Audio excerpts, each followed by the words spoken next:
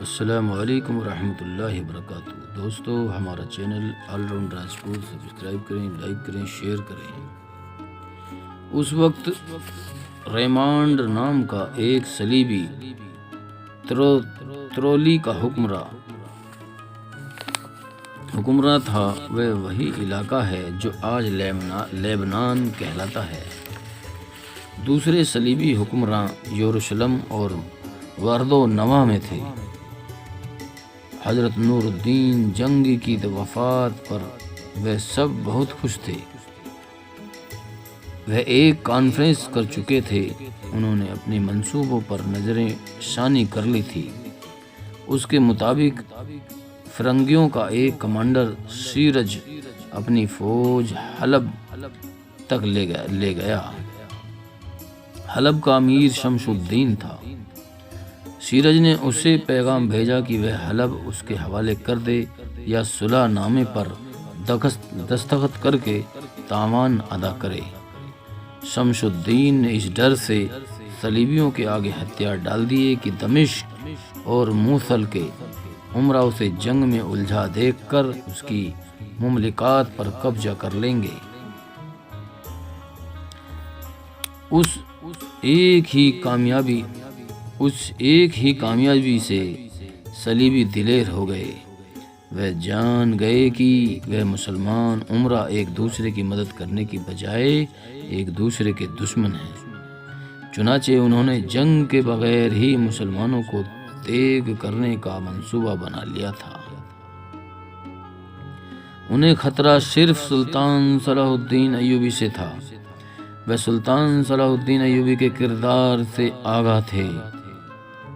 انہیں ڈر تھا کہ سلطان صلاح الدین ایوبی دمشق یا ان علاقوں میں کہیں بھی آ گیا تو وہ تمام امراء کو متحد کر لے گا۔ چنانچہ وہ امراء کو بہت جلدی اپنے اتحادی بنانے کی کوشش کر رہے تھے۔ ریمانڈ نے خلیفہ الملک صالح کو ایک ایلچی کے ذریعے تحائف کے ساتھ ایک پیشکش بھی بھیج دی تھی کہ وہ اسے ضرورت کے وقت فوجی مدد دے گا۔ اسلام کی بقا اور آبرو کچے دھاگے سے لٹک رہی تھی۔ اس کا دار و مدار سلطان صلاح الدین ایوبی کے اقدام پر تھا۔ ایک ساعت جو گزر جاتی تھی اسلام کے تباہی کے قریب لے جاتی تھی۔ سلطان صلاح الدین ایوبی قاہرہ میں علی بن سفیان کا انتظار کر رہا تھا۔ اسے علی بن سفیان کی رپورٹ کے مطابق کچھ فیصلہ کرنا تھا۔ وہ بغداد، دمشق اور یمن وغیرہ پر فوج کشی کے لیے ذہنی طور پر تیار ہو چکا تھا۔ اس کے لیے مشکل یہ تھی کہ مصر کے اندر حالات ٹھیک نہیں تھے اور فوج کم تھی۔ وہ مصر سے زیادہ نہیں بلکہ کم سے کم فوج اپنے ساتھ لے جا سکتا تھا، اور یہی ایک خطرہ تھا۔ اسے جو پریشان کر رہا تھا کہ اتنی فوج سے وہ کیا کامیابی حاصل کر سکے گا۔ اس کے باوجود اس نے فوج کشی کے سوا دوسرا کوئی اقدام سوچا ہی نہیں۔ وہ دن میں ایک دو بار اپنے مکان کی چھت پر جا کر اس سمت دیکھا کرتا تھا جس سمت سے علی بن سفیان کو آنا تھا۔ وہ افق پر نظر گاڑ دیتا تھا۔ ایک روز اسے افق پر گرد کے بادل نظر آئے جو زمین سے اٹھتے اور اوپر کے اوپر پھیلتے گئے۔ سلطان صلاح الدین ایوبی اوپر ہی کھڑا رہا۔ گرد کا بادل آگے ہی آگے آتا گیا، پھیلتا گیا، اور پھر اس میں سے گھوڑوں اور اونٹوں کے ہولے نظر آنے لگے۔ وہ علی بن سفیان کا ہی قافلہ تھا۔ اس نے راستے میں بہت تھوڑے پڑاؤ کیے تھے۔ اسے جب قاہرہ میں کے مینار نظر آنے لگے تو اس نے اونٹ اور گھوڑے دوڑا دیے۔ اسے احساس تھا کہ گزرتے ہوئے لمحوں کی قیمت کیا ہے، اور اس کے انتظار میں سلطان صلاح الدین ایوبی رات کو سوتا بھی نہیں ہوگا۔ پھر وہ لمحہ آ گیا، گرد سے اٹا ہوا علی بن سفیان سلطان صلاح الدین ایوبی کے سامنے کھڑا تھا۔ سلطان صلاح الدین ایوبی نے اسے نہانے دھونے کی مہلت نہ دی۔ وہ خبریں سننے کے لیے بے تاب تھا۔ اس کے لیے کھانا وغیرہ وہیں لانے کا حکم دے کر اسے دفتر میں لے گیا۔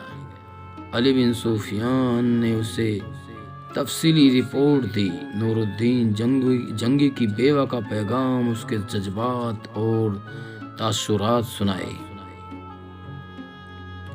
سالار توفیق جواد سے جو بات چیت ہوئی تھی وہ سنائی، اور آخر میں بتایا کہ وہ دمشق سے ایک تحفہ لایا ہے۔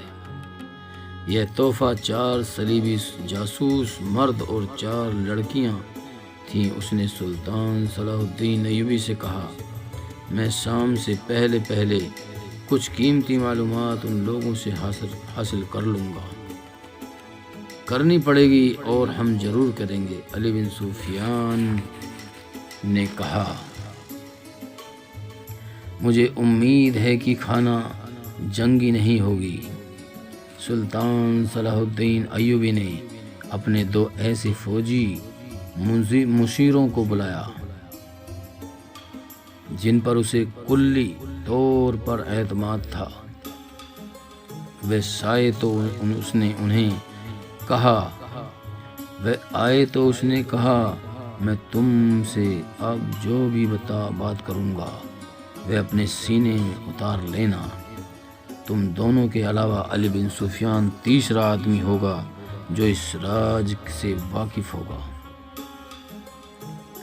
اس نے انہیں دمشق اور دیگر تمام اسلامی ریاستوں اور جاگیروں کے احوال و کوائف سنائے۔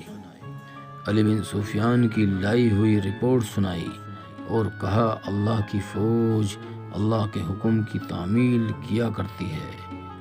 امیر اور خلیفہ کی اطاعت ہم پر فرض ہے، لیکن امیر اور خلیفہ اللہ کے عظیم مذہب اور اس کے رسول صلی اللہ علیہ وسلم کی امت کے رسول اللہ صلی اللہ علیہ وسلم اللہ کی ناموس کو بچائے۔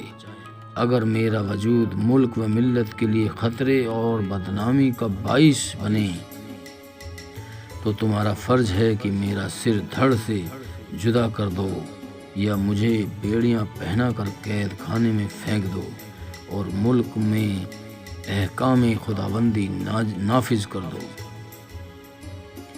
آج یہی فرض ہم پر عائد ہوگا۔ ہمارا خلیفہ قومی غیرت اور وقار سے دستبردار ہو کر اسلام کے دشمنوں کے ہاتھوں میں چلا گیا ہے، ان سے مدد مانگ رہا ہے جن کو ان کے جاسوسوں کو پناہ دے رہا ہے۔ اس کے حاشیہ بردار عیش و عشرت میں ڈوب گئے ہیں۔ سلطنت اسلامیہ کے حصے نظریں کر رہے ہیں۔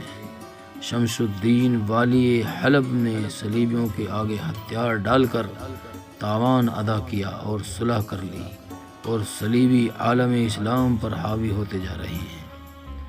تو کیا ہمارے لیے ضروری نہیں ہو گیا ہے کہ ہم فوجی طاقت سے خلیفہ کو اس مقدس گدی سے اٹھائیں اور اسلام کی آبرو بچائیں؟ بالکل فرض ہو گیا ہے۔ دونوں امیروں نے ایک بیک جوان کہا، لبیک لبیک۔ اب ہمارا اقدام جو کچھ بھی ہوگا وہ ہم چاروں کے درمیان راج ہوگا۔ سلطان صلاح الدین ایوبی نے کہا، اور ان کے ساتھ اپنے سوچے ہوئے اقدام کو منصوبہ بندی کر دی جائے۔